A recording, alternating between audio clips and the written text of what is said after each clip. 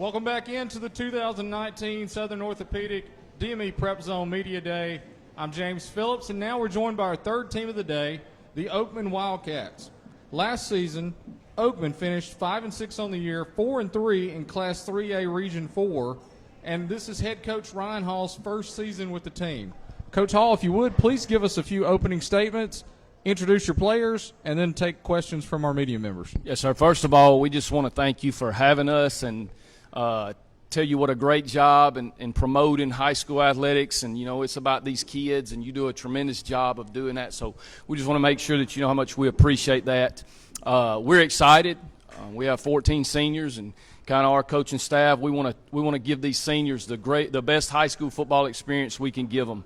And so that's kind of been our deal. We want to come in and create an environment that they'll remember the rest of their life. So we're really excited about that. We'll introduce these guys. On the far right is A.J. Odom. He's a sophomore defensive end, tight end. Right to my right is Malachi Bridges. He's a quarterback and maybe defensive lineman. And Caleb Pedraza's offensive tackle and defensive end. So that's our guys, and take any questions. Coach, obviously one of the big things for you is going to be so many of those guys returning, particularly what I saw from defense.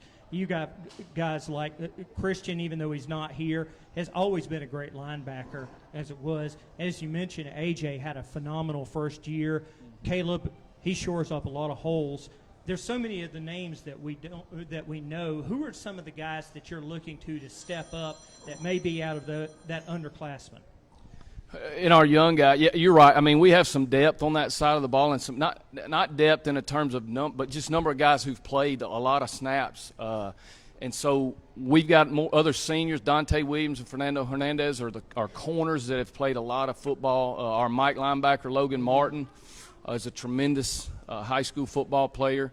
Braden Ray is safety. One of the a young man that'll do a lot of things for us defensively. He's an 11th grader named John Tate O'Rear.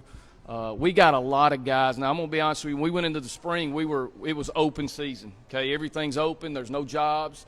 So we tried a lot of guys at a lot of different places, and we're still doing that. I mean, we're still experimenting with guys. But like you talking about Christian Hubbard, you know, he's our primary back. But when the game's on the line, you want your best 11 on the field, and he's one of our best 11. So, you know, he's another guy that we'll count on defensively too. Bubba Odom is going to be a 9th grader that has really come on. And we think that he's going to be a guy that can help us too, somewhere on the front in the box. So we're excited about those guys. You know, the region's tough. I mean, we're in a tough region, and we want to get those guys battle tested and ready to compete at a high level. But we got a lot of guys that we're kind of still sorting through. And this is for each one of the players. What are some of the personal goals that you want to accomplish this year, both as a teammate and you yourself? As a teammate, I just want to be the best leader and example as I can for the rest of the team, my younger teammates. And personally, I just want this to be the best season I've had yet. I would really like to maintain a positive attitude throughout the year and hopefully make another run in the playoffs as we have done in the past years, and just stay focused on the game. For me, it would be being a leader to the younger guys, stepping up, and just showing them the right way. And my personal goal would probably be to make All-State and have the best season I've had yet. Coach, first year, how's the reception been? It's been great. The community's been great. Our administration's been great. The kids have been. You know, I always tell people we got nice facilities. That indoor facility's really nice. Our field house is set up really nice. But the best thing about our program is the kids. You know, if you come down and you want me to show you something, I'll say come down during our workouts and be around our kids. They're phenomenal, and our staff has been really blessed to be there with them and for them to open us. You know, they've accepted us. They didn't choose me. You know, they didn't choose us. We chose them. You know, and they've opened their arms to us, and it's been really good, really positive. Can you talk about the staff? I know Ben Painter has joined you over there. I will. we're blessed. I mean, we were able to bring some guys in and keep some guys there that we really wanted. Defensively, on our defensive staff, Coach Ben Painter is our defensive coordinator. Coach George Banks is our defensive line coach. And then Nathan Dean coaches our secondary. On the offensive side of the ball, we retain Barron Steele as our O-line coach, and then Wayne Wilkes coaches our receivers. Okay, I know y'all had a lot of close region games last year. Who would you say jumps out as the biggest games of the season for y'all?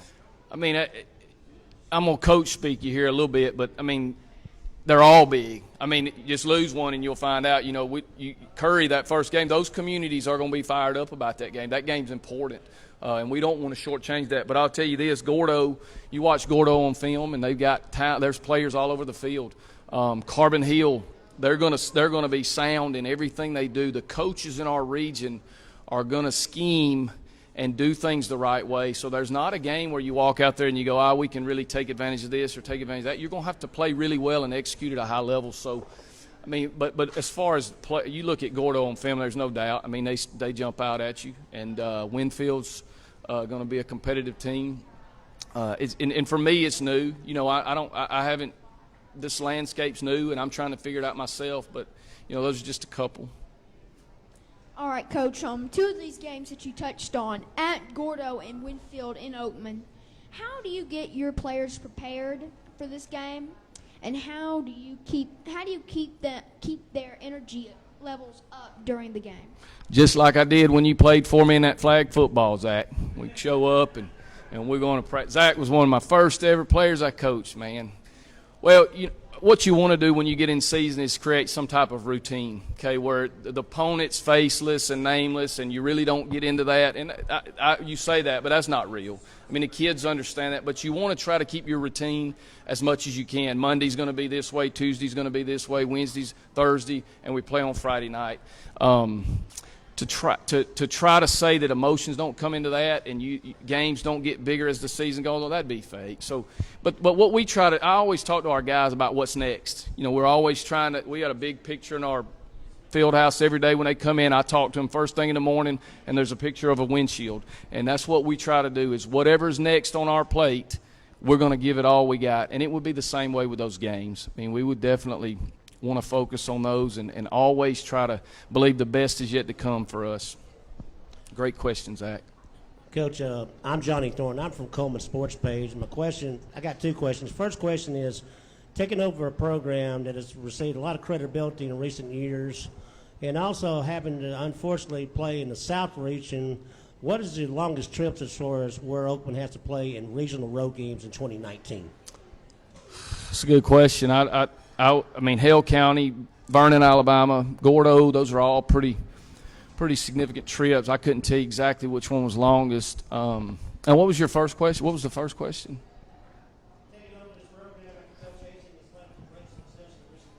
Yeah, obviously, Coach Hastings did a tremendous job, and the foundation was set there. We have a tremendous amount of respect and admiration for the job that he did. And coming into that deal, there's expectations. And, that's kind of – I was telling somebody the other day, nobody will put bigger expectations on me than I will, or these kids on themselves. But the reality is there's an expectation there to win, and we welcome that. We want that. We want to be a part of something like that. Coach, coming in his first year, and mentioned the number of seniors you had. How important is that for you, and to have those guys to lean on for your younger players as you get started in your first year at Oakman? Yeah, that can go both ways, and our deal is this: those seniors are our kids, right? They're our coaching staff. We want to create the best year possible. This is their last time, and we want to create moments for them. That could be, if those guys buy into what you're doing, that can turn into a tremendous thing. And I've been really proud of our seniors. They've done a great job of accepting us and trying to buy into our values and what we're trying to bring to them every day. And on the football side of that, you're talking about a lot of snaps played. I mean, these guys have played a lot. Some of these guys have played since they were in the 9th grade, every down, every Friday night. And so just having that, when you send them out there that first night against Curry, some things are going to go wrong. Some things are going to happen that you're not expecting. Those guys they're going to be able to handle that and manage that because they've done it so many times. Whereas if you got a team that they've never done that, the band ain't been playing, the cheerleaders ain't been cheering, and people ain't, the hot dog smell ain't, they're going to get caught up a little bit in that. But these guys shouldn't. They've been there. They've been through it. They've been through a lot of battles, not just on the field, just adversity and things that they've gone through. They're battle tested. Coach, obviously we have touched on Christian, but what about some of the depth behind Christian at running back? Who are going to be some of the guys that are going to be toting the ball? We got there's 3 or 4 guys kind of in the mix there. I try to be careful what I'm saying. There's people in here that, No, Colton Harper's a kid. He's another senior he's a guy that's played a lot of football, number 40. We got 2 young guys, Ryan Shepard and Sean Douglas, that we're kind of working those guys in the mix. Ryan Shepard is a kid last year, and I may not say this right, but he played early in the year and got hurt and missed the year. He is a dynamic little back, and he's a change of pace to Christian. Now, Christian's a big physical. He's a dynamic player too, but Ryan's a little different. Sean Douglas is a little different, and then Colton's a little different. So, you got to have more than one running back to play in this league, and so there'll be a lot of guys. Those 4 guys are kind of rotating through there, and we'll try to find a couple of them to kind of take some of that off Christian as we go.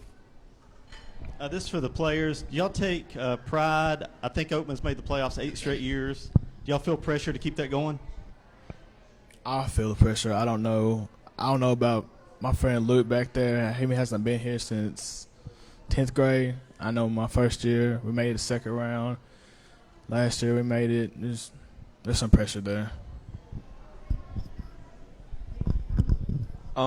My freshman year we made it to the 3rd round, which was a big thing. I don't know how many years it was, but it was way back when we made it. And I don't think it's so much pressure. I think it's just doing good for the team and, keeping positive attitudes and keeping, what we have there as a family going. Yes, I feel the pressure. We've made a reputation, and we just got to keep establishing it and just keep it going. All right, Coach, want to say thank you again for you guys coming today. We wish you best of luck this season. Want to see the Wildcats back in the playoffs for sure, and make it several rounds. Let's say to the state championship round, right? Yeah, I'm good with that. Listen, thank you. We appreciate it, and go Cats.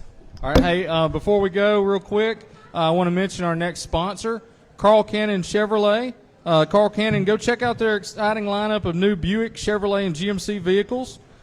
They take pride in their new and pre-owned Buick, Chevrolet, and GMC vehicles, and they want to share them with everybody.